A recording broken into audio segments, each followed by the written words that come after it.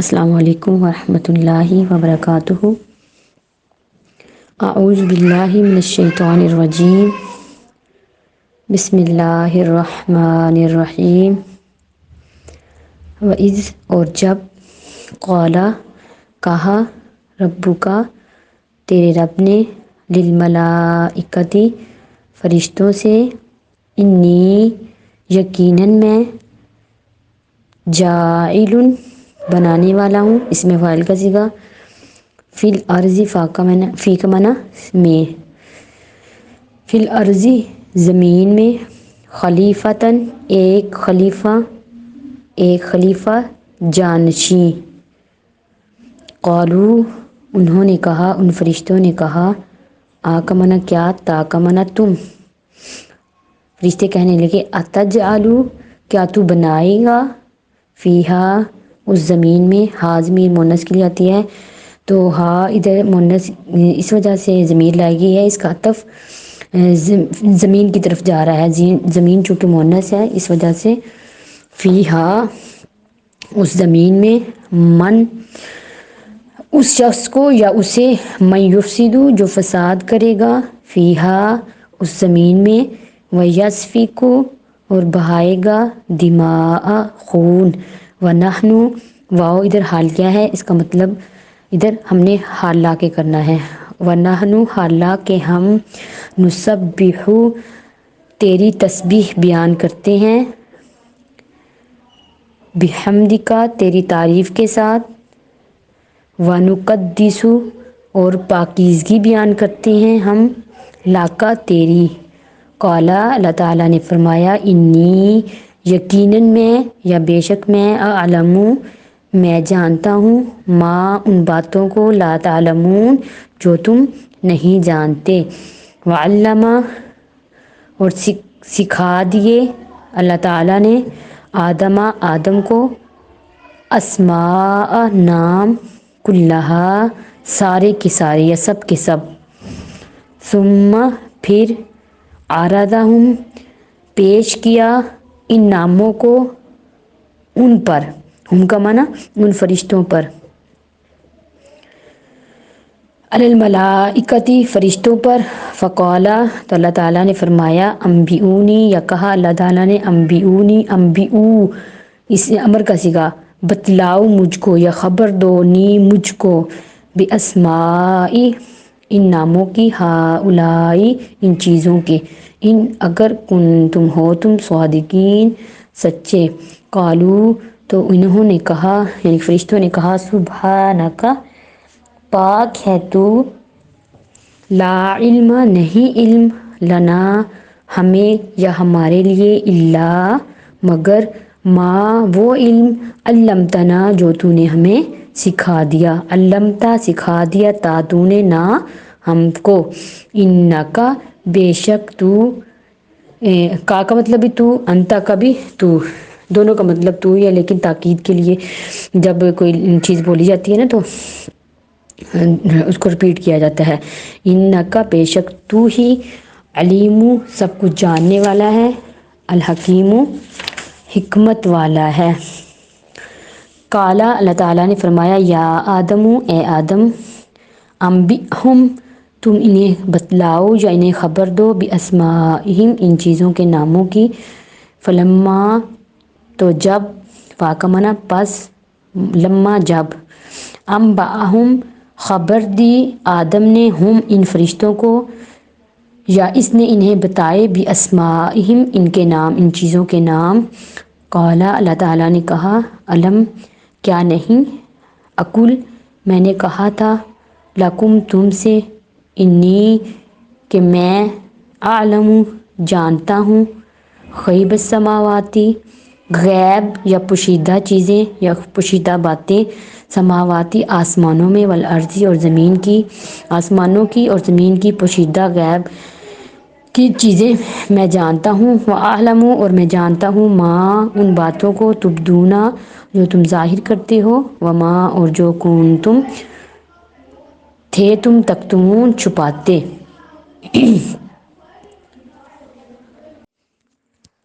السلام علیکم ورحمۃ اللہ وبرکاتہ۔ ان آیات کی تفسیر تفسیر کی طرف آتے ہیں۔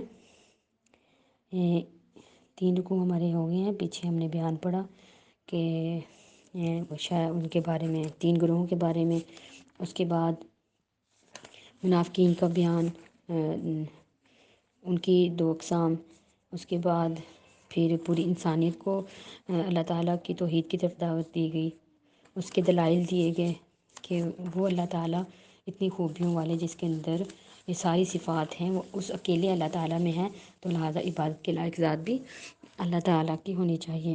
اب اس ادھر سے انسان کی تخلیق کس طرح ہوئی، اللہ تعالیٰ نے انسان کو کیوں بنایا، تو کس طرح ہوئی، یہ بیان ادھر سے سٹارٹ ہو رہا ہے۔ کہتے ہیں اس قال ربک للملائکۃ، جب اللہ تعالیٰ نے اپنے فرشتوں سے کہا یقیناً میں زمین میں ایک اپنا نائب خلیفہ بنانے لگا ہوں، جانشین۔ تو کہتے ہیں ان آیات سے پھر معلوم یہ ہوا کہ فرشتے وہ الگ مخلوق ہیں اور انسان الگ ہے، اور فرشتوں کو اللہ تعالیٰ نے انسان سے پہلے پیدا کیا، وہ پہلے موجود تھے، اور انسان کو اللہ تعالیٰ نے جتنی بھی اللہ تعالیٰ کی مخلوقات ہیں سب میں سے اشرف المخلوقات پیدا کیا ہے۔ اب ان پر فرشتوں پر بھی ہمارا ایمان ہونا چاہیے، جہاں اللہ تعالیٰ کی نبی کی حدیث ہے نا کہ اللہ نے اپنے ایمان کی تعریف میں کہا کہ اللہ کا ایمان کیا چیز ہے، اس میں آیا کہ اللہ پر ایمان، اس کے بعد نبیوں پر ایمان، فرشتوں پر ایمان۔ تو فرشتوں پر ایمان لانا ضروری ہے کہ وہ اللہ تعالیٰ کی مخلوق ہیں، وہ نہ کھاتے ہیں نہ پیتے ہیں، صرف اللہ تعالیٰ کی تسبیح بیان کرتے ہیں۔ تو یہ کہنا کہ انسان، کچھ لوگ یہ کہتے ہیں کہ انسان جو ہے فرشتہ وہ افضل ہے انسان سے، جو کوئی ضائع نیک ہو نا تو انسان اس کو کہتا ہے یہ فرشتہ صفت انسان ہے، تو یہ بات غلط ہے قرآن کی روح سے، کیونکہ اللہ نے ساری مخلوقات میں سے انسان کو اشرف المخلوقات بنایا ہے، تو انسان کسی کو نیک دیکھ کر تو یہ کہے کہ یہ جو انسان ہے یہ فرشتہ ہے، تو پھر یہ قرآن کی روح سے غلط بات ہے، جو ایمان کے منافی بات ہے۔ وہ ایک شعر بھی ہے نا کہ فرشتے سے بہتر ہے انسان بننا، لیکن اس میں لگتی ہے محنت زیادہ۔ انسان بہتر ہے، وہ کس نسبت سے بہتر ہے، وہ اللہ تعالیٰ نے ادھر بیان کیا ہے کہ انسان کو اللہ تعالیٰ نے 2 وجوہات کی بنا پر فرشتوں پر فضیلت دی ہے۔ پہلی وجہ کہ اللہ تعالیٰ نے انسان کو علم دیا ہے، وہ علم دیا ہے جو فرشتوں کو نہیں دیا۔ دوسرا اللہ تعالیٰ نے کہا کہ سجدہ کرو، ان آیات میں کہا گیا کہ سجدہ کرو، چونکہ افضل چیز کو سجدہ کیا جاتا ہے نا، تو وہ اللہ تعالیٰ نے فرشتوں کو حکم دیا کہ انسان کو سجدہ کرو۔ تو خلیفہ کہتے ہیں عام جو ہم اب زبان میں بولتے ہیں وہ ہوتا ہے کہ جو کسی کی موت کے بعد یا اس کے غائب ہونے کی صورت میں اس کا جانشین ہو کہ وہ موجود نہیں ہے، یا کہتے ہیں کہ یا وہ تمام جو کام ہے وہ خود سر انجام نہیں دے سکتا، اس کو اپنے بعض معاملات میں کسی اور کی ضرورت ہوتی ہے تو وہ اپنا نائب بنا لیتا ہے، جیسے نائب پرنسپل ہوتا ہے۔ پرنسپل اپنے کام اگر خود نہیں کرنا، یعنی کہ اگر وہ اسکول سے چھٹی پر ہے تو اس کی ذمہ داری وہ نائب پرنسپل نے اٹھانی ہے، تو یا اس کی غیر موجودگی میں اس کا کرنا ہے، سارے معاملات دیکھنے ہیں۔ تو یہاں خلیفہ سے مراد اللہ کا خلیفہ مراد لینا یہ درست معنی میں نہیں آتا کہ نعوذ باللہ، کیونکہ اللہ تعالیٰ پر کبھی موت بھی نہیں آئے گی، اور نہ وہ غائب ہے کسی چیز سے، نہ وہ اپنے کاموں میں کسی کا محتاج ہے، اللہ تعالیٰ تو ہر وقت ہر چیز کو دیکھ رہے ہیں۔ اس سے مراد انسان نائب کس لحاظ سے ہے اللہ تعالیٰ کا، وہ یہ ہے کہ اللہ کا پیغام بندوں تک پہنچانا، اس نسبت سے ہم اللہ تعالیٰ کے نائب ہیں کہ اللہ تعالیٰ کا پیغام جو ہم بندوں تک پہنچاتے ہیں، اس نسبت سے ہم اللہ تعالیٰ کے کیا ہیں، نائب ہیں۔ پھر اللہ تعالیٰ نے کہا کہ یہ جو سا آگے کہا گیا کہ فرشتوں نے یہ کہا، کالو انہوں نے کہا اتجالو کیا تو بنائے گا فیہا اس زمین میں اس شخص کو جو فساد کرے گا، فیہا اس میں اور وہ خون بہائے گا۔ تو اب ادھر سے یہ ایک ازر بیان آتا ہے، ایک سوال آتا ہے کہ فرشتوں کو کیسے پتہ تھا کہ انسان جا کے زمین میں فساد کرے گا؟ تو اس کا جواب یہ ہے کہ خود اللہ تعالیٰ نے انہیں بتایا تھا کہ فرشتے جو سے انسان کو میں بنانے والا ہوں زمین میں جا کر فساد کریں گے۔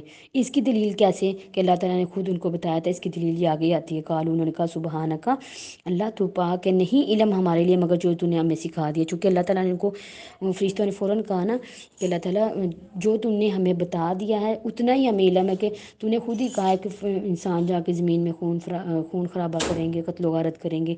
تو یہ ان کا اعتراض نہیں تھا اللہ تعالیٰ پر کہ اللہ تعالیٰ آپ کیوں، یہ ایک حکمت معلوم کرنا چاہ رہے تھے کہ اللہ تعالیٰ آپ خود ہی کہہ رہے ہیں کہ وہ زمین میں جا کر انسان فساد برپا کرے گا، تو اللہ تعالیٰ پھر آپ انسان کو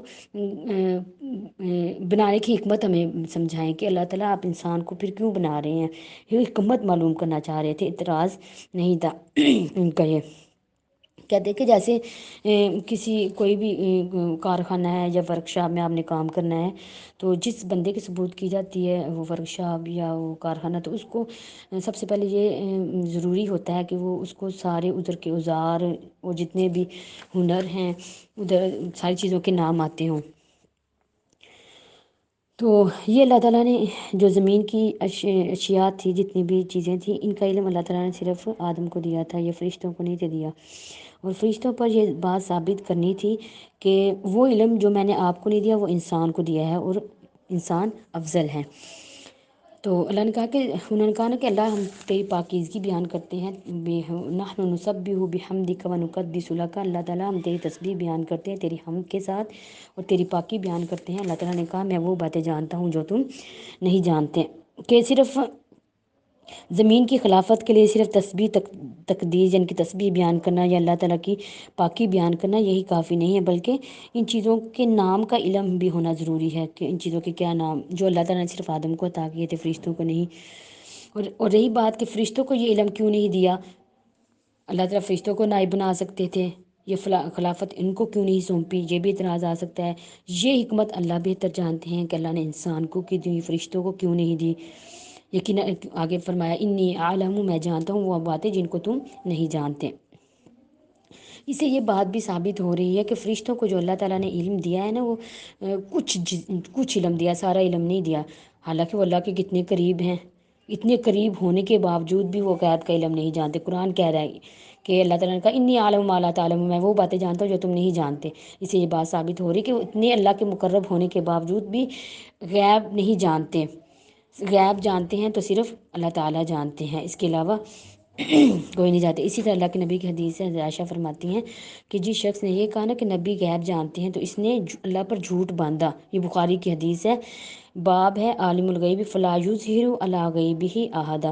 تو اللہ تعالیٰ فرماتے ہیں اس کے سوا، کیونکہ اللہ تعالیٰ نے فرمایا قرآن پاک میں کہ اس کے سوا غیب کوئی نہیں جانتے۔ کچھ غیب کی باتیں جو اللہ تعالیٰ اپنے نبی پر ظاہر کر دیتے ہیں، جو عام بندوں کو نہیں پتہ ہوتی، اللہ تعالیٰ اپنے نبی کو بتا دیتے ہیں وحی کے ذریعے۔ آگے ہے انہوں نے کہا اللہ تو پاک ہے، نہیں علم ہمارے لیے مگر جو تو نے ہمیں سکھا دیا، انک بے شک انت تو العلیم جاننے والا ہے، الحکیم حکمت والا ہے۔ اللہ نے کہا اے آدم انبئہم، تم ان کو خبر دو ان چیزوں کے ناموں کی۔ جی ایک طرح کی فضیلت تھی نا جو انسان کو اللہ تعالیٰ نے فرشتوں پر دی ہے، کہ اب فرشتوں سے پوچھے نام ان کو نہ، اللہ تعالیٰ نے آدم کو کہا کہ آپ ان کو چیزوں کے نام بتائیں، تو ایک طرح کی فضیلت بھی ہوئی۔ فلما پس جب انباہم خبر دے دی آدم نے ان چیزوں کے ناموں کی، تو رشتے کے اللہ تعالیٰ کہنے کہ کیا نہیں میں نے تم کو کہا تھا، یقیناً میں جاننے والا ہوں غیب آسمانوں کی اور زمین کی، جو تم ظاہر کرتے ہو جو تم چھپاتے ہو ہر چیز کو میں جانتا ہوں۔ وَإِذْ اور جب قُلْنَا کہا ہم نے للملائکتی فرشتوں سے تم سجدہ کرو آدم کو، فسجدوا سب نے سجدہ کر لیا مگر ابلیس نے ابا انکار کر دیا، واستکبر تکبر کیا، وکان اور ہو گیا من الکافرین انکار کرنے والوں میں سے۔ اب ادھر سے یہ بات کہ ابلیس جو یہ جن ہے، تو ادھر اللہ نے فرشتوں کو حکم دیا کہ سجدہ کرو، کیونکہ یہ ابلیس پہلے تھا اللہ تعالیٰ کا بڑا فرما بردار، تو بہت عبادت کیا کرتا تھا، اتنی عبادت کیا کرتا تھا اللہ تعالیٰ کی کہ جیسے فرشتوں کا کام نہیں ہر وقت اللہ تعالیٰ کی عبادت کرنا، تو ایسے یہ اللہ تعالیٰ کی عبادت کیا کرتا تھا۔ تو اللہ کی عبادت کر کر کے یہ فرشتوں کی فہرست میں شامل ہو گیا تھا، اللہ کے اتنے قریب ہو گیا تھا۔ تو جب اللہ تعالیٰ نے انسان کو بنایا تو یہ انسان کا دشمن بن گیا. اللہ نے جب کہا نا سجدہ کرو، اس نے کہا انکار کر دیا، تکبر کیا. اس نے کہا کہ میں آگ سے پیدا کیا گیا ہوں، آگ بہتر ہوتی ہے یا مٹی سے، کیر سے مٹی سے پیدا کیا گیا، اس کو میں سجدہ کیوں کروں، تکبر کیا. تو اللہ تعالیٰ نے کہا کہ وہ اللہ تعالیٰ نے اس کو مردود کہہ دیا، مثلا مردود رد کر دیا، اپنی رحمت سے اس کو دور کر دیا. تو اور کافروں میں سے ہو گیا. اور اسی طرح کہتے ہیں کہ ابلیس کا جو انکار تھا نا، وہ اس کا تکبر تھا. اس نے تکبر کیا کہ میں بہتر ہوں اس سے، میں اس کو کیوں سجدہ کروں. تو اس سے ہمیں یہ بات ثابت ہوئی، ہم نے آج کے سبق سے یہ سیکھا کہ ہم نے تکبر نہیں کرنا. وہ شریعت کی کسی بھی حکم کو نہ ماننا یہ تکبر ہوتا ہے. کہ آپ کی جو رائے ہے یا آپ کا دل کہہ رہا ہے وہ شریعت سے زیادہ اہم ہو، آپ اس کو اپنے خواہش کو اپنا رب مان لیتے ہیں نا. تو آپ کہتے ہیں کہ اللہ کا جو حکم ہے، ہم کہتے ہیں اللہ کے بندے سے مراد غلامی. بندہ کا مطلب ہے غلام. غلامی تو پھر ہم نے اللہ کی کرنی ہے، اللہ اس کے رسول کی کرنی ہے. کہ جو اللہ اس کے رسول نے کہا ہے ہم نے اس کی تابع داری کرنی ہے. تو اس کی بات مانی ہے، چاہے ہمارا دل کر رہا ہے نہیں کر رہا، بات مانی ہے. یہ ہوتا ہے مسلمان فرما بردار. تو جب ہم کہیں کہ اب ہمارا دل نہیں کر رہا چیز کرنے کو، جو دل کر لیا تو وہ کر لیا، اور جو دل نہ کیا تو وہ نہ کیا. تو یہ جو ان سے ہے یہ مسلمانی نہیں ہے. مسلمانی یہ ہے کہ آپ نے اپنی خواہش کی بات بھی نہیں ماننی. اللہ تعالیٰ کی شریعت کی ساری جو باتیں ہیں وہ ماننی ہیں. اس نے بھی اسی وجہ سے انکار کیا تھا کہ اس کے دل میں یہ تکبر آ گیا تھا. اور انسان، اللہ کے نبی کی حدیث ہے کہ جو شخص جس کے دل میں رائی کے دانے کے برابر بھی تکبر ہوگا نا، وہ جنت میں داخل نہیں ہوگا. تو اس وجہ سے ہم نے تکبر نہیں کرنا، شریعت کی جتنی بھی باتیں ہیں وہ ماننی. اگر ہم نہ مانیں گے تو ہم یہ ہے کہ ہمارے دل میں تکبر ہے. تو اللہ تعالیٰ ہمیں اس پر عمل کرنے کی توفیق عطا فرمائے ہم سب کو. السلام علیکم ورحمۃ اللہ وبرکاتہ. ادھر ایک نقطہ میں بیان نہیں کیا، وہ بھول گئی تھی، میں دوبارہ سے آپ کو بتاتی ہوں کہ جو سجدے کا حکم دیا گیا تھا نا، یہ وہی سجدہ تھا جو انسان کرتا ہے. تو اب ادھر سے یہ اعتراض بھی آ سکتا ہے کہ غیر اللہ کو سجدہ نہیں کرنا چاہیے، یہ شرک بن جاتا ہے. یہ چونکہ پہلی یہ سجدہ تعظیمی تھا جو پہلی شریعتوں میں جائز تھا، جو اللہ تعالیٰ نے حکم دیا نا کہ انسان کو، کہ فرشتوں کو کہا کہ انسان کو سجدہ کرو. یہ سجدہ تعظیمی تھا جو پہلی امتوں میں جائز تھا. ہماری امت پر یہ حرام قرار دیا گیا ہے. صرف سجدہ کرنا ہے تو اللہ تعالیٰ کو کرنا ہے. جیسے پہلی امتوں میں یہ جائز ہے نا کہ بہن سے نکاح کرنا جائز ہے، لیکن ہماری شریعت میں یہ حرام ہے.